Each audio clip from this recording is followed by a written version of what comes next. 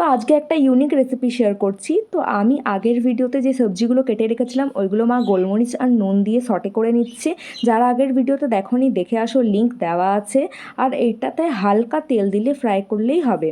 তারপর দুটো ডিম ফাটিয়ে নিয়েছি, কারণ আগের রেসিপির একটু ডিম বেঁচে গেছিলো আমাদের। আর একটু গোলমরিচ আর নুন দিয়ে মিক্স করলাম। তারপর আমরা ডিমের কোয়ান্টিটি অনুযায়ী 6টা ব্রেড কুচি কুচি করে ছেড়ে নিয়েছি, আর মিশ্রণটা ব্রেডের সঙ্গে ভালো করে মিক্স করে নেব। তারপর হালকা তেল বা বাটার দিয়ে প্যানে দিয়ে দেবো, আর খুন্তি দিয়ে গোল আকৃতি করে নেব যাতে শেপটা ভালো আসে। বেশ, তারপর ঢাকা দিয়ে 2 মিনিট রেখে নেব যাতে পেছনের দিকটা হয়ে যায়। তারপর সামনের দিকটা হওয়ার জন্য উল্টে দেব। আর ওইগুলো সব একদম লো ফ্লেমে করতে হবে, না হলে জ্বলে যেতে পারে। তারপর অনেকটা চিজ গ্রেট করে নেবে, সটে করা সবজিগুলো দিয়ে দেবে, আর ধনে পাতা দিয়ে সার্ভ করো। একদম ইজি আর ইনস্ট্যান্ট পিৎজা, কোনো পিৎজা বেস ছাড়াই। খেতে সত্যি অসাধারণ হয়েছিল।